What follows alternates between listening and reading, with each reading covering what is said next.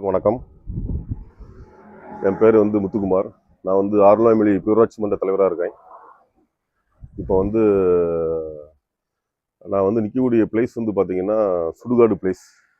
அருள்வாய்மொழி பேரூராட்சிக்கு உட்பட்ட இந்த சுடுகாடு உண்டும்.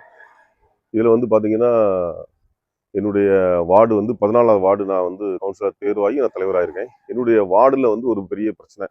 கிட்டத்தட்ட 50 ஆண்டுகளாக அந்த வார்டில் இந்து அருந்ததியர் மக்கள் இருக்காங்க. துப்புரவு பணியாளர்கள் நம்ம பஞ்சாயத்தில் வேலை பார்க்காங்க. கிட்டத்தட்ட 50 வருஷ காலமாக அவங்களுக்கு சுடுகாடு கிடையாது.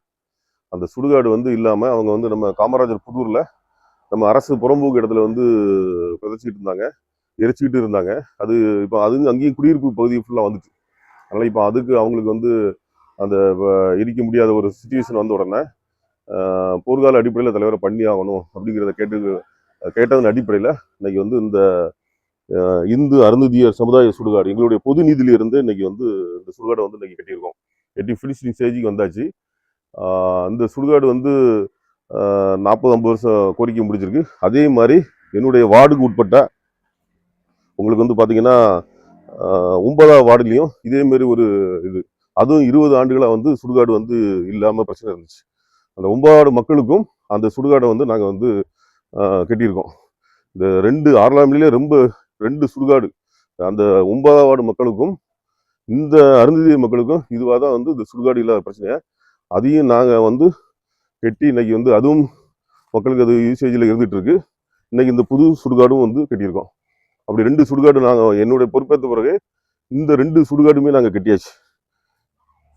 என்ன இருக்கு பார்த்தீங்களா? இது நான் கட்டினது தான். இதுவும் அவங்க நார்வேலுக்கு தான் இந்த இறந்தவங்க இந்த பாடியை எடுத்துட்டு போவாங்க. கிட்டத்தட்ட அவங்களும் ஒரு 20-30 வருஷமா இல்லை. அப்போ அந்த மக்களும் ஒரு நாள் ரொம்ப நீங்க தலைவராக இப்படி சொல்லி ரொம்ப கேட்ட உடனே அதை நாங்கள் ரெடி பண்ணி இதை அவங்களுக்கு இப்போ யூசேஜில் இருந்துட்டு இருக்கு. இது போக இன்னொன்று முக்கியமான ஒரு பிரச்சனை இன்னும் இருந்துட்டு இருக்கு ஆரல்வாய்மொழியில. என்னன்னா பார்த்தீங்கன்னா இப்போ சமுதாயமாக நம்ம பிரிஞ்சிருக்கோம். இப்போ இந்து அருந்ததியருக்கு தனியாக சுடுகாடு இருக்கு, இந்து நாடாருக்கு சுடுகாடு இருக்கு, கோனாருக்கு சுடுகாடு இருக்கு, சட்டியாருக்கு சுடுகாடு இருக்கு, இந்து வெள்ளாளருக்கு சுடுகாடு இருக்கு, மருத்துவருக்கு சுடுகாடு இருக்கு.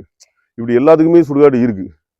ஒரு பொதுவா அது அவன் எந்த கம்யூனிட்டியா இருக்கலாம், எந்த மதமா இருக்கலாம், வெளியூர்ல இருந்து ஒருத்தன் இந்த ஊர்ல கிட்டத்தட்ட வேலை வாய்ப்புக்கு வந்திருப்பாப்புல. ஒரு 20 வருஷமா இல்லை 25 வருஷமா இருப்பாப்புல. அம்மா அப்பாவோட இருப்பாப்புல. அவங்க அப்பாவுக்கு இறந்து போச்சுன்னா இப்போ அவங்க வெளியூருக்கு போக முடியாம இங்கேயே செட்டில் ஆகிருப்பாங்க.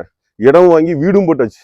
இப்போ அவங்களுக்கு பார்த்தீங்கன்னா சுடுகாடு இல்லாமல் இருக்கு. அவங்க இவங்கெல்லாம் வரி போட்டு அந்தந்த சமுதாயங்க வரி கோயில் காரியங்கள் இருக்கிறதுனால இப்போ மிஷின் காம்பவுண்டு சிஎஸ்னா கல்ற தோட்டம் அவங்களுக்கு தனியாக இருக்கு. அப்படி ஒவ்வொரு ஆளுக்கும் தனித்தனியாக இருக்கிறதுனால இப்போ இவங்களுக்கு இந்த மாதிரி ஒரு பொது சுடுகாடு இல்லாமல் ஒரு சிச்சுவேஷன் ஆரல்வாய்மொழியில இருந்துட்டு இருக்கு. அதனால அதையும் இன்னும் போர்க்கால அடிப்படையில் உங்களுக்கு இமிடியேட்டா இன்னும் ஒரு 3-4 மாசங்கள்ல ஏற்படுத்தி தருவேங்கிறத இந்த வாக்குறுதியை இப்போ செலுத்துறேன். நன்றி, வணக்கம்.